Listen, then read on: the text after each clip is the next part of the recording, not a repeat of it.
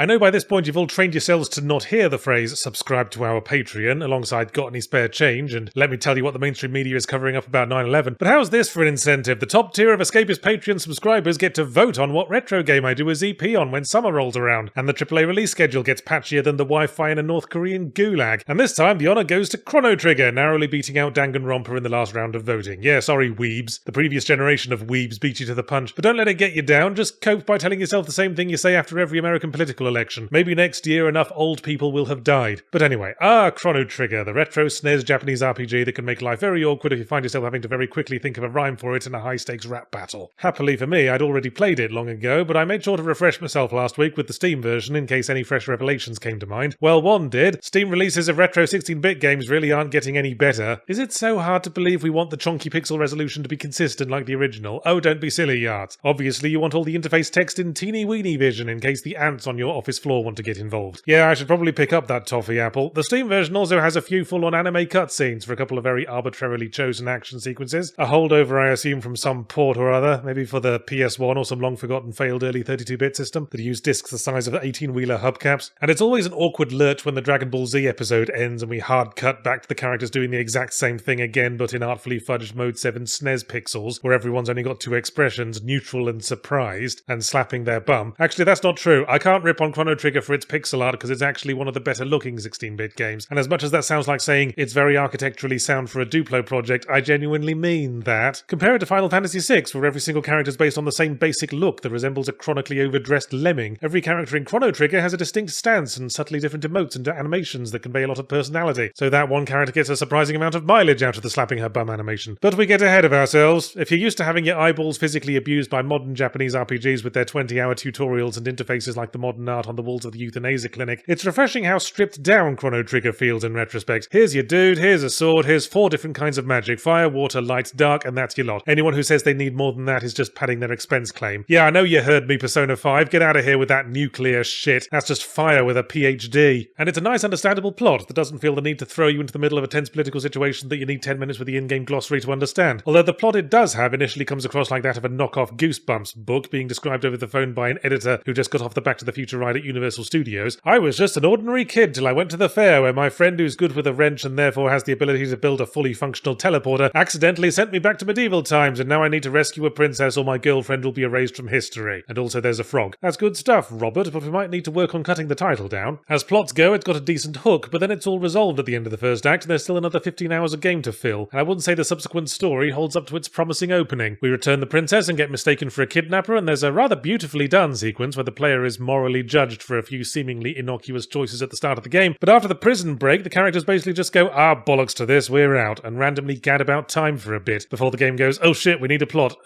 Giant evil god wants to destroy the world. There we go. So here we are again, teenagers using the power of friendship to kill God, the point all JRPG plots end up at if you let them go on long enough. It doesn't help that the main characters frequently feel like outsiders to the plot after having such a strong presence in the first bit. The princess love interest who set the entire story in motion I eventually dropped from the regular party in favour of the robot for their strong range of attacks and the cave woman for the way her buttocks bounce up and down as she runs. There'll be a major cutscene where an evil queen sacrifices her daughter to summon the big baddie, and Chrono and his mates are just sort of there, like Sora, Donald and Goofy awkwardly standing to one side while Elsa from Frozen's doing a big musical number. All in all, I have a feeling Chrono Trigger is one of those fondly remembered games that people will often go back to and replay the first few hours of, but don't often get around to replaying the rest of so much. You know, System Shock 2 syndrome. The gameplay goes downhill after a while too. The simplicity that is to its credit early on becomes the proverbial friendly dog in the sterile operating room, when the game has few options for escalation beyond just giving enemies more health. So the later boss fights are just about repeating the same sequence of attacks and heals for 45 minutes, and getting buggered over an ironing board if your concentration ever slips. I was having real trouble with this giant robot boss around the midpoint. I don't know who this giant robot dude thought he was in the context of the plot or what I'd done to upset him, but he showed up without a word and got off 3 free magic attacks in a row that sucked all my health off like your mum with an ice lolly, which seemed very unreasonable, until I remembered the Steam version had a speed setting for combat, and stupidly I'd set it to fast, thinking it would hurry up all those elaborate special attack animations that you have to sit through 9 billion times, but turns out it just shortens the amount of reaction time you're given to rummage through the menus as part of the active time battle thing that was Squaresoft's opening salvo in the afore-discussed decades-long effort to very slowly transition to Final Fantasy XVI's real-time combat. But I think I hear the rhythmic scraping of the retro snobs getting their stabbing knives ready, so let me clarify that Chrono Trigger was always one of the few 16-bit JRPGs that could instantly grab me purely from music, visuals, presentation, and pure sense of adventure, and it's hardly fair to piss on it for points that were, let's face it, par for the course for the genre at the time. Still, it would be nice if newer JRPGs could mix things up a bit, maybe end with 20-somethings using the power of middle management to maim the Pope.